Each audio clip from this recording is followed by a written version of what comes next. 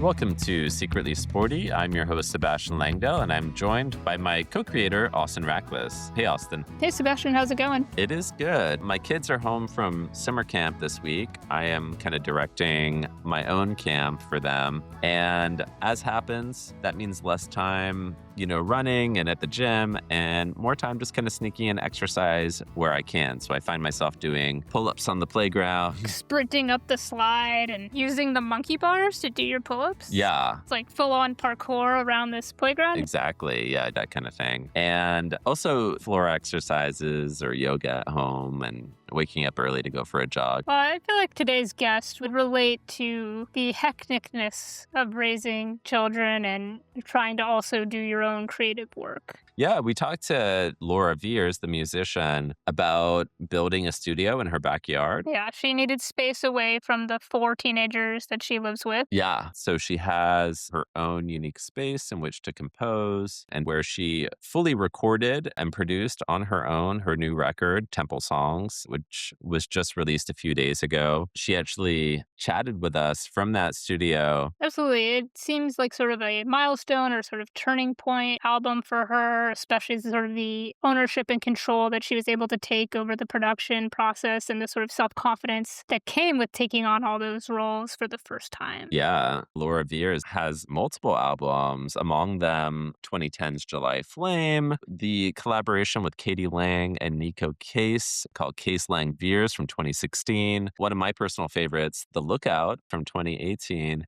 She has an album, too, called Tumblebee, which is folk songs for children, which I would play my kids. Children's songs that weren't just, your usual Raffi or whatever. Not just Baby Shark. Exactly. One thing that was fun and connects to our show is the music video for one of the singles off of her newest album, Pulse, is a take on a workout video. Yeah. It's really fun to watch it after our Carolina A. Miranda episode, which talked all about the aesthetics of workout videos, to see how Laura was playing off of those. And she did remind us that she had to do all of those exercises all day. It was actually quite a taxing shoot, but she did it and it looks great. It's a really fun video. Yeah, we talk about weightlifting classes with her. We talk about cycling, and she talks about getting into biking after her divorce. Shall we get into it? Let's get into it. Here is Laura Veirs.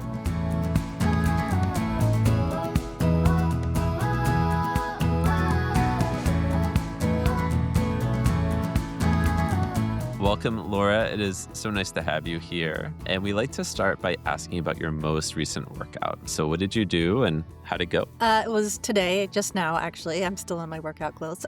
Uh-huh. Yeah, I go to a gym that has pretty small classes. It's about a 10-minute walk from my house. I do 4 classes there more or less every week when I'm home. My touring workout regime is completely out the window. But yeah, my last workout was just now at the gym and it was 50 minutes. It was a mix of cardio and weights and it went well. It was I felt strong. I felt pretty focused and pretty present. I was able to work hard but not injuring myself. And so yeah, it was good. That's awesome. How do you balance classes at the gym versus just going and doing weights by yourself? It's funny because I'm a very self-motivated artist. I just finished my 14th album. I run my own label. I'm super disciplined and motivated when it comes to artistic efforts, both creative and logistical business. But when it comes to the gym, I just want someone to tell me what to do.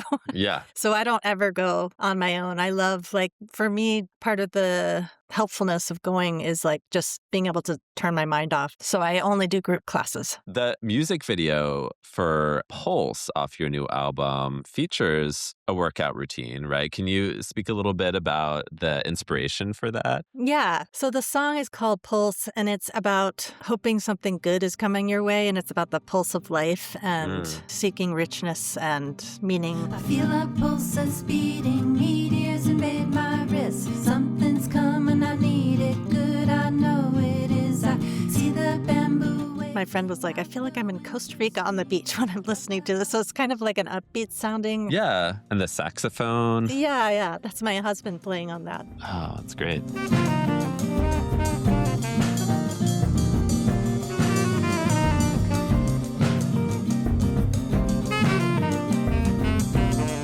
I just had the idea that I wanted to do weightlifting in the video, and then it turned into this more like surrealistic thing. Because there's a cake in my face, and then the silly string, and it's not anything like you would think like a music video with exercise is. It's like, I did watch some, and they're all like hot ladies and stuff. It's like, okay, that's an exercise video. That's like what you would see on MTV back in the day. But I did want to show, especially with like the culture right now being so masculine and like testosterone and like weightlifting being associated with like alpha males. I was like, actually the beta females also do this.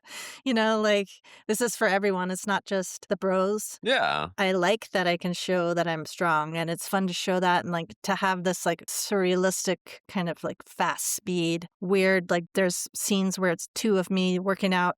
There's one where I'm cheering myself on. It's just very odd and weird. And I like that I can turn like what's a mainstream bro thing into like an artistic side, like surrealistic, almost dream world. I love that there is this aspect of play and creativity and weirdness in it, but that you're also doing the hard work. Like you're working out, you're showing your strength. It was actually hard because I was like, this is so weird. I don't even know what this is, but I still want to try to do it. And I have this young filmmaker friend in town who was like a collaborator with me on videos and music videos. And he sped up a lot of the movements. So I was doing like weighted squats and kettlebell swings and different kinds of lifting with the bar. And I was working hard in that. I was like sweating in the video, but he sped it up. So it looks like, oh, she's just, it's happening super fast. But actually, it was a very physically demanding task to do the actual workout in the video. Right.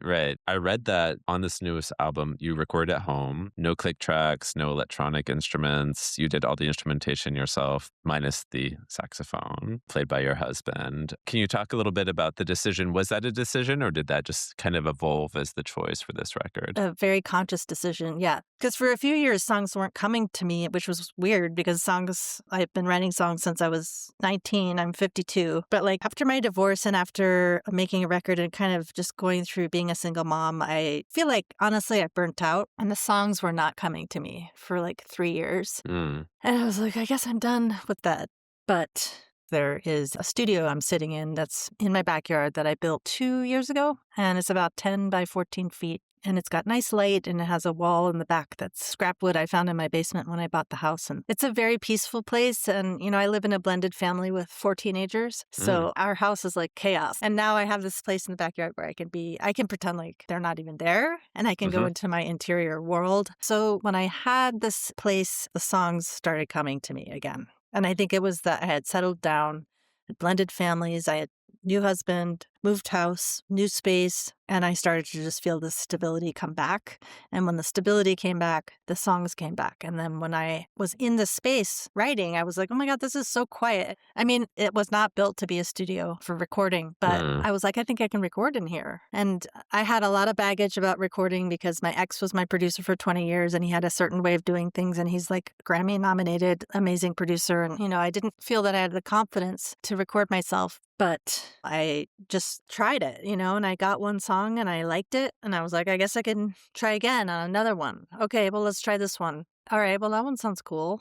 Okay. And then other problems would happen, or I'd run into a tech glitch, or a bunch of self-doubt would come up, like, I don't think you know what you're doing. You don't know where to put the mics. You don't know how to set this up. But as the days unfolded, I realized, well, actually, I am making something, and this sounds pretty cool. I could tell because I would come back the next day and listen and be like, I think that sounds great. And then the voice on my shoulder would be like, you don't know what you're talking about. You don't know if that sounds great. And so it would be like, actually, you do know. You've been doing this a long time, and you can tell if this sounds great or not. Like, do you like it? And it's like, actually, I do like it. Okay, let's keep going. So it was those kinds of internal discussions over and over again that allowed me to wrestle the demons down and be like, you don't need someone to tell you what to do here. You know what to do. You have written songs for 35 years. You know how to write a song. You know which song you're going to use. I mean, even deciding which songs can mess people up. And then they'll like spend months deciding like, well, this one or that one or this one, and like moving them around. Right. I try to avoid situations where I feel like I am going to get stuck in rabbit holes. I think so many of these problems that people have, these creative problems, they're based in fear. I'm scared to be vulnerable by releasing my work. And so I'm going to get caught up in deciding which songs to record. And then I don't actually have to face the vulnerability of actually releasing this stuff and putting my heart on the table. I just want to say I appreciate you saying that and sharing it in that way. And I'm kind of curious with this newest batch of songs, which one came to you first? Like, was there a song that kind of showed up first and offered itself? Here's how it happened. I went on a writing retreat, which was just that a fan reached out. She's like, I have an Airbnb in Fairbanks. Do you want to come stay in? And I looked at the pictures and it's this really cool cabin. And I was like, hell yeah. So I had like a week off of parenting and work and I went up to Fairbanks. And on the way, I wrote Flying into Darkness. So that was the first one. And it's about like flying into the Alaska winter. I was flying into darkness through the midnight air, didn't know where, but I was going there. Stars all around me and the planets beamed. Messages from epochs, wasn't listening. Later, when I had to fly from Fairbanks to Minneapolis to do a gig, that day I wrote a song that I played that day at the show, which was the first time where I wrote a song and played it live in the same day. Wow. And that was Feeling Returns, which is a love song for my new husband. I was singing a silent song when you came along.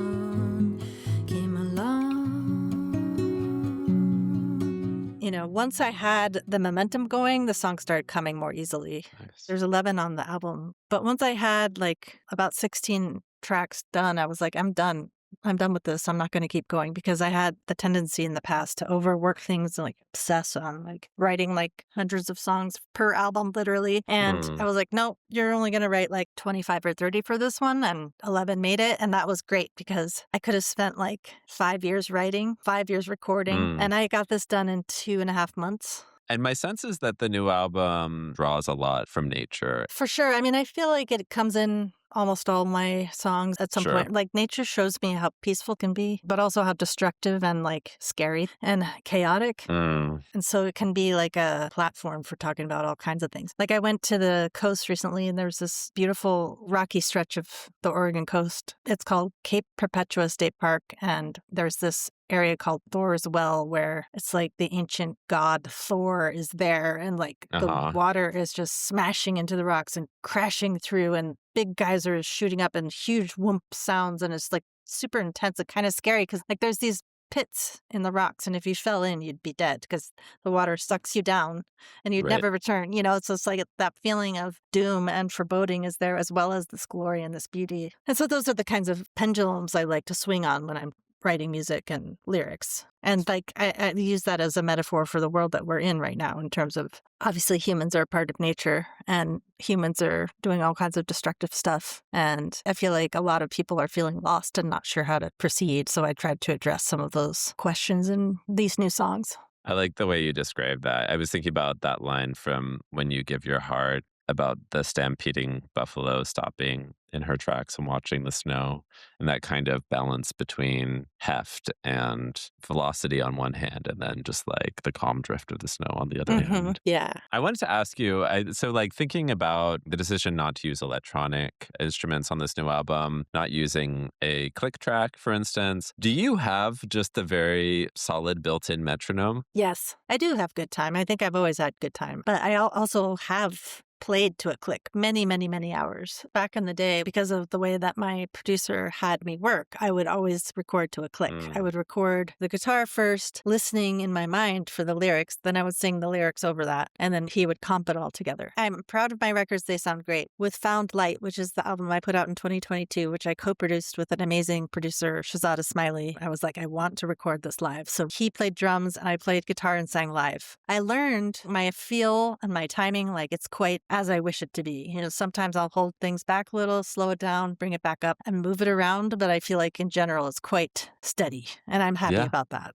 No, that's such a gift. Yeah. I'm thinking about this process of, your studio and learning to trust yourself and learning to trust that what you're hearing is good. Do you think that the weight training, the kind of strength building, does it help with building confidence in the self or learning to trust yourself through these types of projects? Yes. One of the teachers, the founder of the gym, is like, you're doing hard things here to show yourself you can do hard things in the world. Like, it is a little world where you can push in the gym or with exercise where we can push ourselves ourselves to do something difficult and see what happens, see like where our edge is. Yeah. And then that does give me confidence to be like, okay, I'm back in the studio. I'm in a safe space, but I feel up against a serious edge here. Mm. And the edge is, can I trust myself? Right. It's like, well, push up against it, see what you can do to learn to trust yourself as an artist, as a musician specifically, and an engineer, recordist. Yeah. I mean, there's the stereotype of the drug-addled artist being the creative artist, and that's like a long-standing thing. And I think like for me, being an artist and a musician is so much about being healthy. And so like when I'm in a healthy place, spiritually, physically, mentally, I can create like a badass. I can create like a mala, very prolific. Yeah. My life is quite structured. Like I get up, help the kids get off to school, breakfast, all that. And then I do like an hour of emails and like business. And then I'll go to the gym, work out super hard. And then I'll come and do my creative work. If I didn't have that exercise break, I don't think it would allow me to have this sustainable, very prolific path. It's the mental break and it's the physical exertion that allow me to come back to my creative life with renewed clarity and vigor. And also like even just the 10 minutes, I don't bring my phone usually. So just the 10 minutes of walking each way, I'm like, oh, that thing, because like I have creative problems that come up like, oh, what should I do with this or that in terms of like, do I want to change that bass line or what, and like solutions will come while I'm walking or they'll come in the workout room too. Like, cause I kind of have to focus on breathing and form, but also there is a part of my mind that can wander. So then that allows part of my mind to be like working at a maybe subconscious level on like some of these creative problems that are constantly coming up for me in terms of decision making about aesthetics. Absolutely. I want to be making work into my 90s. I want to be working on creativity until like the day that I'm in the ground, And so like I do feel that physical exercise has a huge part of my ability to keep going at this pace. Yeah. Actually, I would like to hear any thoughts you have from touring musicians, like how they stay fit on the road, because it's pretty challenging. We just interviewed Sondre Lerche, the Norwegian musician. He's a big runner and he likes to go for a little run when he gets into a town just to kind of see the city for the first time. Also, I was thinking about Alison Bechdel, who was for a time a big devotee of the scientific 7-minute workout, which I use sometimes when I'm traveling and I'm seeing a lot of hotel rooms and I know that I'm probably not going to get that run in today, but maybe I can do a wall sit and a side plank and all those things. Did you do it 7 minutes or would you do it like 3 times if you had time? That's a great idea. I don't think I have done it multiple times. Have you done that? No, but my husband was mentioning it. He's like, you could do the 7-minute workout 3 times. I'm like, that's not a bad idea. But yeah, I like the idea of something where it's body weight. You don't have to be in a specific place. You don't have to have equipment because it is catch as catch can for me,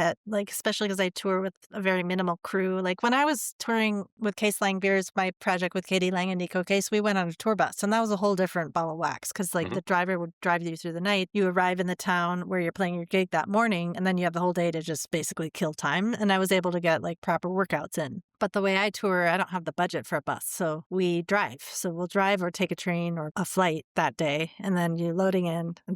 So the work day, like from the time you're driving till you're back in bed at the hotel is like 12 hours. So there isn't a lot of time to exercise. But you are weightlifting, hauling that gear around That's and true. Walking everywhere. And That's true. Yeah. That's not nothing. Especially if you have to haul an amp up like 4 flights of stairs in London or something. Yeah.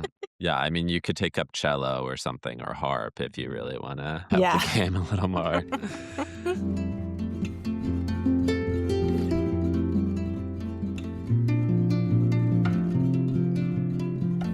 Can you think of a time when fitness moved you to kind of another state of being, like a euphoric place or transcendent place? So my husband and I have started going to dance clubs, like EDM and house, like late night, bopping like 4 on the floor. Great. Yeah. That's actually good exercise. Yeah. And I have felt that way a couple times, especially there's one place in Portland called Process where they have these big speakers all 4 around this kind of dance floor. It's super amazing sounding. As musicians, we're like really blissed out in there. So I would say like loud music and like the physical exertion of dancing has helped me get there. I mean, I was on the swim team and we would do crazy hard workouts in like high school. Okay. One of our teammates was training for the Olympics, and I was like always like somehow swimming right behind her. I tried to keep up with her. It was impossible. She was just way faster than any of us. And I was just exerting myself as hard as I could. I think I got high from that, just trying to keep up with her. Right. It's funny. I was on the swim team in high school too. And I remember that kind of feeling of pushing yourself forward because the person in front of you is really booking it.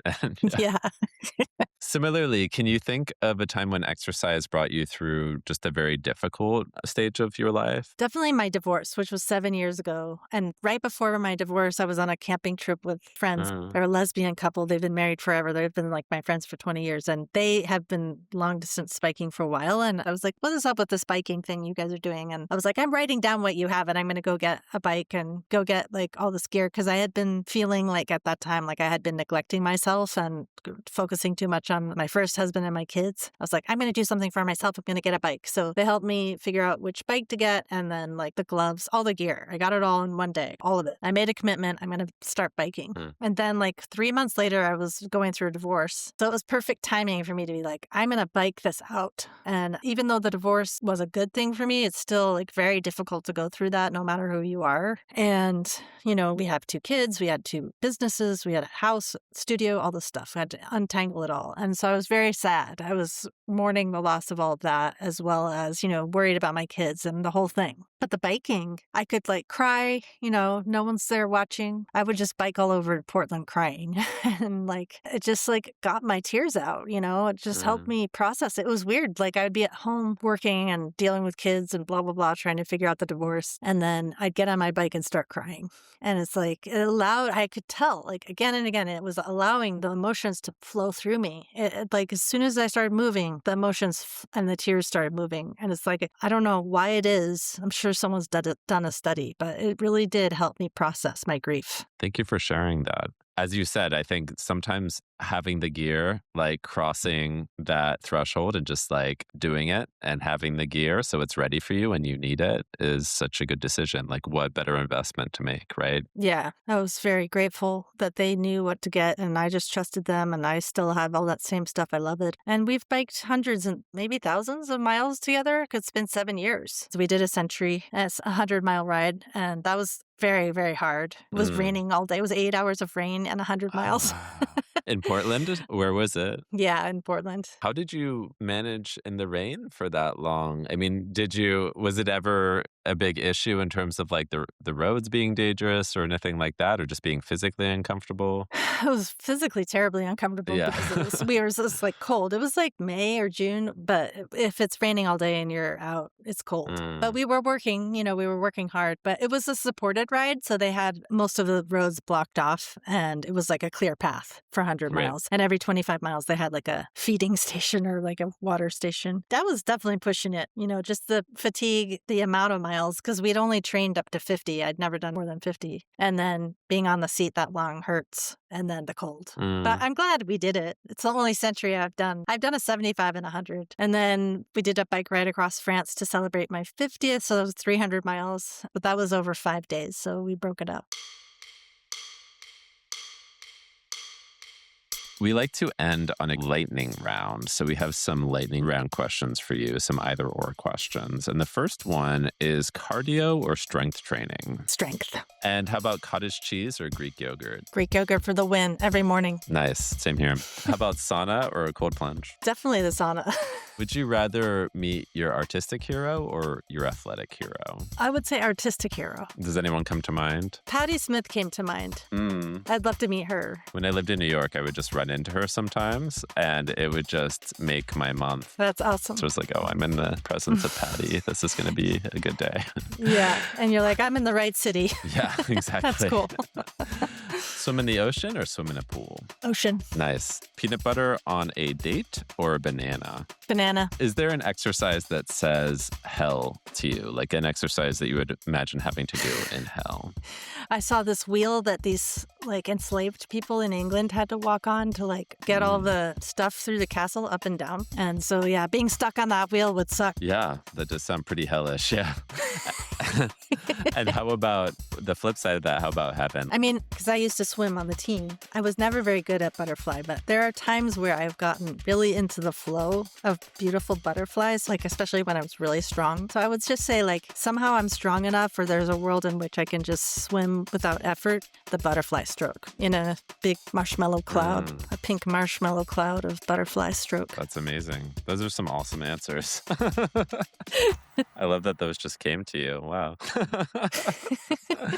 Well, thank you so much. This has been such a pleasure. I've really enjoyed talking to you. And thank you so much, Sebastian. Yeah, it was really fun. I want to listen to all your old episodes now. Oh, yeah. Thank you. I was flying in the darkness through the midnight air, didn't know where, but I was going there. Stars. Join us next time as Sebastian talks to author and music critic Ben Ratliff about his book Run the Song, why he never plans out his running route in advance, and what he learned attending hardcore shows in the 1980s. See you then. Wings were the northern lights, cradling my head. When will I be grounded when I'm dead? Is there a place I can go where I can be myself? Is there a song I'll sing that I'll never sell? Secretly Sporty was created and is produced by Sebastian Langdell and Austin Rackless. It's hosted by me, Sebastian Langdell, edited by Austin Rackless and Andy Rattinger, associate producer, Andy Rattinger. Our theme music is composed by Catherine Joy, cover art by Ben Wiseman, represented by Illustration Division, Inc., interstitial music by Laura Veirs from her new album, Temple Songs. This outro song you're listening to right now is Flying into Darkness by Laura Veirs. Special thanks to Liam Billingham. We can go, we can trust. I was flying into darkness in the midnight air, didn't know where, but I was going there. Is there a place I can go? Please note that we are not medical professionals nor personal trainers. Not all exercises are suitable for everyone. Always consult a doctor before starting any new exercise routine or nutritional program. The views expressed in this show are those of the show's creators or the guests, and not those of any other entity or institution. When